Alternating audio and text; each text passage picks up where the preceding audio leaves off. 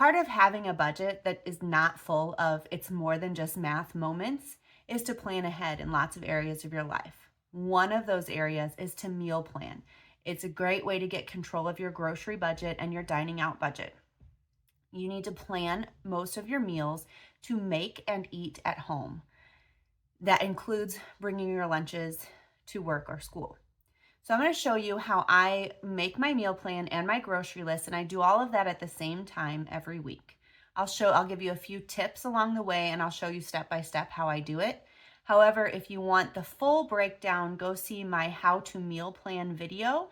It gives you more details than I'll give you here. This is a come meal plan with me video. Let's get to this.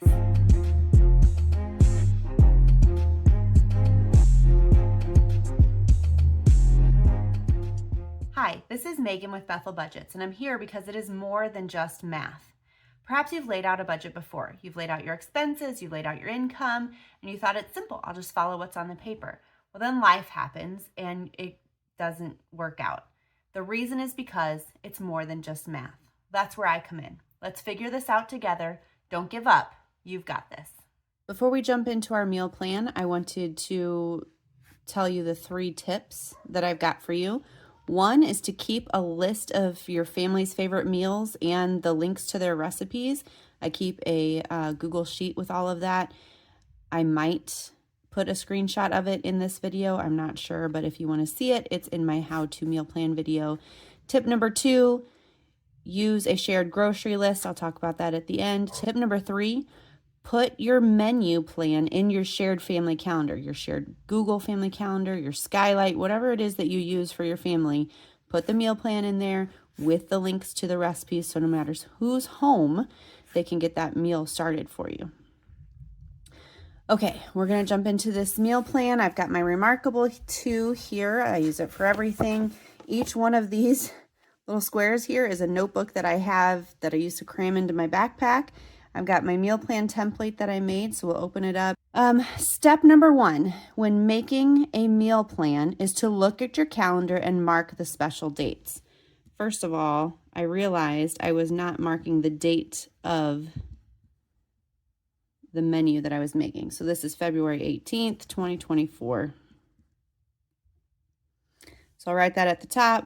Now, I've got my calendar open over here on my laptop, and I'm going to go through and mark any special dates or times that I need to have meals on the table. I'll mark that right here where it says time event. I'll mark that down and I will get right back to you.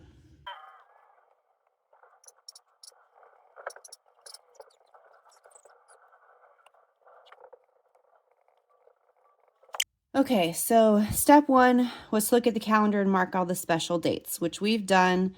We've got some days where dad won't be home, or days where dad cooks, or days where mom is gone all day and I prefer, talking myself in the third person, I prefer to have a crock pot meal so I don't have to cook after a long day. So once we've got those dates in there, step 2 is to figure out the meals. So I'm going to zoom in and we're going to figure out the meals. Okay, so for breakfast, we always do egg cups. It's quick and easy in the morning. The kids can just pull as many as they want out and microwave them. It's eggs, cheese, and a meat of whatever choice we have that week, and throw it all together and bake them in muffin tins. So for that, I know we are running low on eggs, so I'm going to put eggs on our grocery list.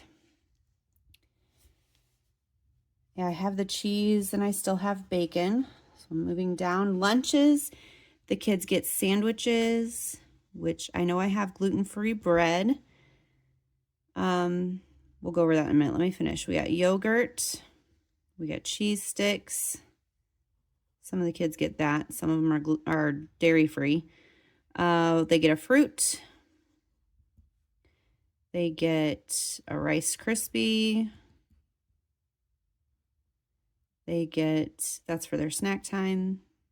What else do they get? They get crackers, grain-free crackers. I feel like I'm missing something. Oh, gluten-free Oreos. They only get dessert for their packed lunch at school and on Sabbath days. So sandwiches, I've got the gluten-free bread that I need. But I need deli meat, so I'll add that to the list. I need some more deli cheese. I have the mayo, the mustard, I have the pickles. We need some yogurt. We'll be running out of that after Monday. Have the cheese sticks. We need fruit. I'm just going to put generic fruit on the list, and we will buy whatever's on sale. We have the Rice Krispies. We have the crackers. Gluten-free Oreos are going to remain on our grocery list until that sale ends, which this is the beginning of a new week, so the sale is probably over, but they were buy one, get one free last week. And so we've been stocking up because that is a fan favorite in lunches for the kids. And so it's, as long as they're buy one, get one free, that's a really cheap way to give them a dessert in their lunch. Carrying on with step 2, figuring out our meals. Step 3 is don't forget the sides. So now that we're out of the breakfast and the lunch, we're going on to dinners where we're going to figure out the meal and the side. So for Monday, I'm going to keep it really simple, and I'm going to put Italian chicken, which we had on the menu for last week, but we didn't actually make. So I still have all the ingredients for, which 1, I need to use before they go bad, and 2, it'll save us on groceries because I already have everything I need. So Tuesday, I wrote down it needs to be a quick and easy day, and we need to eat dinner at 6:30. I am getting home at 6:30. There's no dad, actually. So my kids can't be waiting too much longer than 6:30 to eat dinner. So thank goodness I have kids that can cook and follow recipes. I'm going to go ahead and have my teenager start dinner, and we'll just put gluten-free chicken nuggets on the menu. And then for sides, they'll do fries and frozen veggies. If you haven't taught your kids how to follow a basic recipe, we're talking frozen pizza, mac and cheese, nuggets, the basic stuff, let alone a real recipe. And my 13-year-old loves to cook. He'll make cookies and he'll cook a lasagna even. I mean, teach your kids how to cook. It's an important skill to have.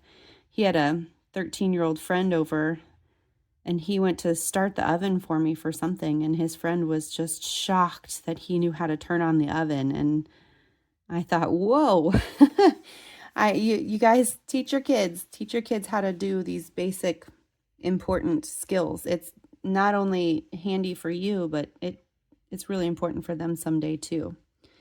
So we put gluten-free nuggets on the list, or on the menu. So I need to double check that we still have some, because that was on the list last week. And so I want to make sure we have some nuggets and fries in the freezer still. I know we have frozen veggies, but I'm going to put that on the list just to do a double check. That's something I don't ever want to run out of at home. Wednesday, I found a new recipe that I think my kids are going to love. And they usually have a couple friends over for dinner before youth group, because we take 2 cars to youth group every Wednesday. But it's I don't even remember what it's actually called, but I'm going to call it pizza chicken. I'm really excited to try it because I think my kids will like it.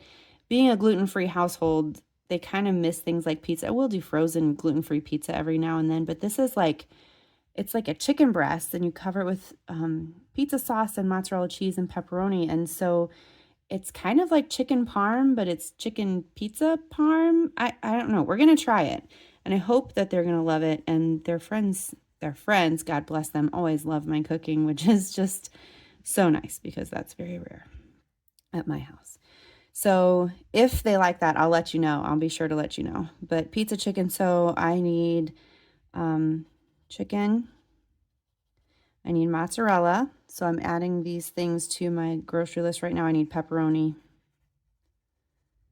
We do sugar-free spaghetti sauce. Okay, Thursday, Dad's not going to be around, so we'll do something that Dad doesn't fit into Dad's metrics very much, but that my kids love. So we'll do the chicken cobbler. That is their favorite. Oops, I started right favorite. We'll do chicken cobbler again because I still have a box of the Red Lobster biscuit mix. So I don't need a side for that because, again, it's a one pot thing. So chicken cobbler, let's see, I do need chicken, but I'm just going to put ×2 for the chicken on the list. Actually, I'll do chicken, instead of chicken, we'll do chicken breast down here, and I'll do chicken thighs here. Okay, so chicken cobbler, I've got everything I need. Dad is cooking on Friday, so we're gonna hope that the weather's nice and he can grill burgers and dogs. So we need to put hamburger on the list. And I have hot dogs. We don't do buns. We just cut them with a fork, or the kids can get the gluten-free bread out, but they don't like it very much. So we just have learned to eat it with a knife and a fork, and it's fine. They can cover it with lettuce if they want, but they don't really care for that either. They're still kind of protesting we've tried some gluten-free buns, and they're expensive, and they don't like them, so I'm not gonna buy those if they don't eat them. Burgers, dogs, so we would do chips for a side. They like baked beans when we do that, which I have. And then we'll do some frozen veggies. You guys, frozen veggies is such a simple side. If you forget your side, just always have frozen frozen veggies make life so easy. Okay, moving on to Saturday. Saturday, we have my son's birthday party, and I guarantee that after that, we are not going to be hungry or feel like cooking. So this is just like a what if. I'm going to do, actually, I started to rate frozen pizza. I'm just going to put leftovers. On the off chance that anybody is hungry, we can just eat some leftovers. So sides are not necessary for leftover night. Which is another tip, by the way. I should add tip number 4 to my list. Tip number 4 is always plan a leftover night. You don't have to plan 7 meals a week. Always have a leftover night. And then crock pot meal for Sunday, because I'm going to be gone all day. I'm not going to want to cook when I get home at 6. I just want to be ready to eat. So I'm going to do a pot roast that day. So that means I'll have potatoes. Whoa. I cannot write and talk at the same time. Potatoes, carrots, onions. Sometimes I put Brussels sprouts in my pot roast. And those are really good too. So I got potatoes, I need carrots, onions. I'm putting these things on my grocery list now because that's what you do as you go along. Brussels sprouts. I like to add a little cooking wine for just a richer flavor, but I know that I'm out of that from the last time I tried to cook. So, okay. Oh, and I think we have a roast in the freezer. Otherwise, I wouldn't have chosen that, but I'm going to do a double check before we leave. Okay, so step 1 was check the calendar and mark the special dates and times. Step 2 was to figure out the meals. Step 3, don't forget the sides. I've planned all my sides, or I've marked off where I don't need them.